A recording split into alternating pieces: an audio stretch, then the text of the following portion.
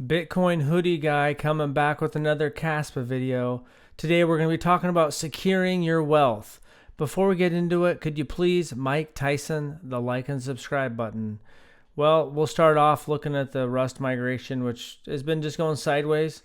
Went from zero, a little over zero up to 20% pretty quickly. So no big deal. It's going sideways. Every miner will go on there at a different time, and also it's good to test it out. It's good to have 20% going and maybe find out there's some kind of bug or something before you completely ramp it up. So that's, all good there. Price about 12 cents. I mean, basically that's kind of basically been about the same story. Market's down a little bit.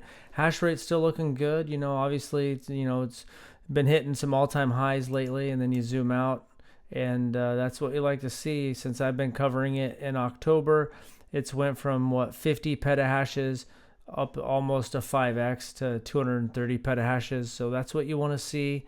That growing, the hash rate makes it more secure. 1.2 million generated by Kaspa in the last 24 hours. 2.2 for Doge. 29 million, and I think that's excluding fees. I know with Bitcoin that's just off the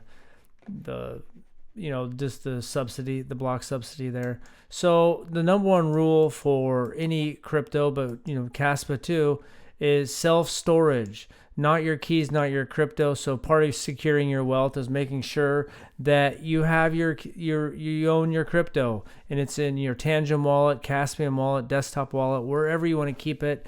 You want it's one where you have the private keys. There's going to be a lot of hype, and maybe there's somewhere you can earn some yield or something that's like that pops up during this bull market. But just remember, FTX, Celsius, all the different things that happened last time. There's going to be some bad actors that pop up, and they're going to just be wolf in sheep's clothing, and you're just not going to be able to tell. Another thing is price targets. In order to secure your wealth, you're going to need to sell. And then that kind of ties into the third point. Emotions will run high at the top of the market.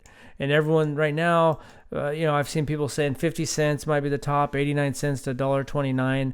I don't know. My average price right now is buying in is 6.5 cents.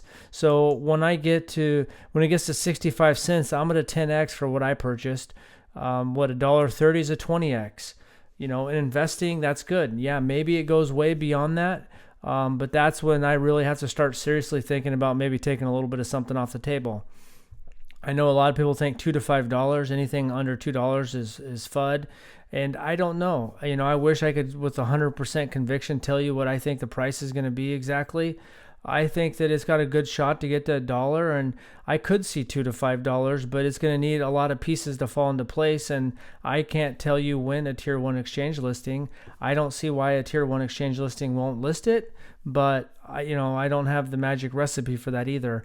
And so when you look at everything, you just got to come up with your own price targets, because maybe you bought in at a penny. So, it gets up to 20 cents, you might be looking at a 20x, and that's why we all have different price targets.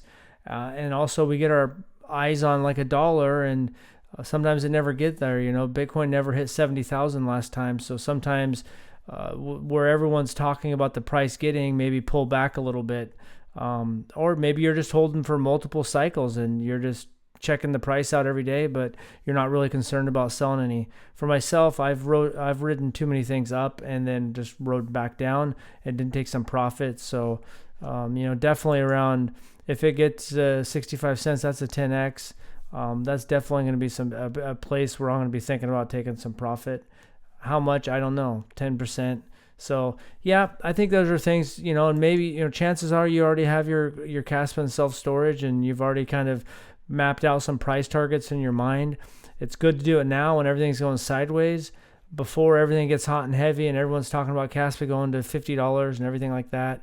And somehow, if you don't have your Kaspa and self-storage and you have it on MEXC, get it off there, because something goes down or whatever with that exchange, you could be screwed out of all your wealth, and we don't want that happening. So thanks for watching. Stay safe, stay bullish, and let's have a good bull run.